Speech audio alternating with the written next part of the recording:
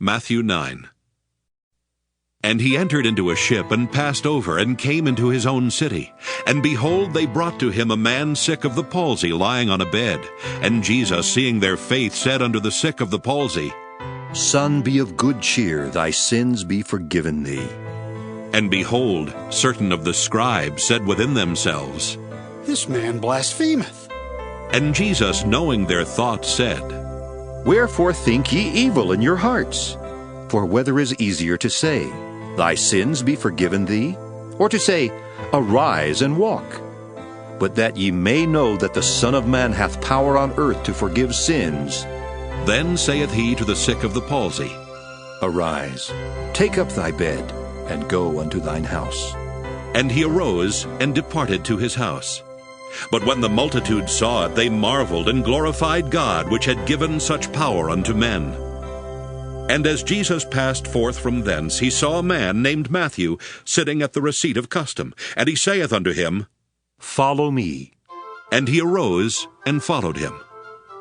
And it came to pass, as Jesus sat at meat in the house, behold, many publicans and sinners came and sat down with him and his disciples. And when the Pharisees saw it, they said unto his disciples, Why eateth your master with publicans and sinners? But when Jesus heard that, he said unto them, They that be whole need not a physician, but they that are sick.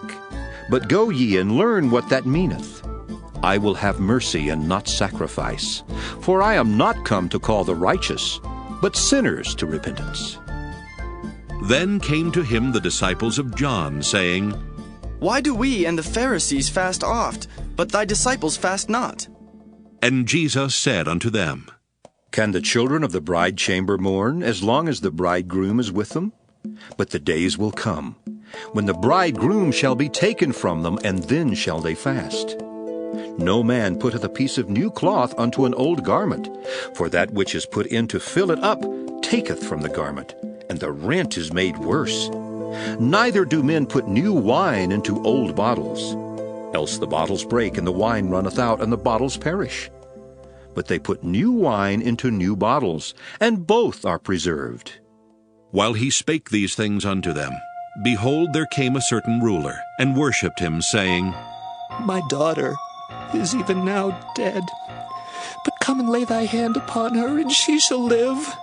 And Jesus arose and followed him, and so did his disciples. And behold, a woman which was diseased with an issue of blood 12 years came behind him, and touched the hem of his garment. For she said within herself, If I may but touch his garment, I shall be whole. But Jesus turned him about, and when he saw her, he said, Daughter, be of good comfort. Thy faith hath made thee whole. And the woman was made whole from that hour. And when Jesus came into the ruler's house, and saw the minstrels and the people making a noise, he said unto them, Give place, for the maid is not dead, but sleepeth. And they laughed him to scorn. But when the people were put forth, he went in, and took her by the hand, and the maid arose, and the fame hereof went abroad into all that land.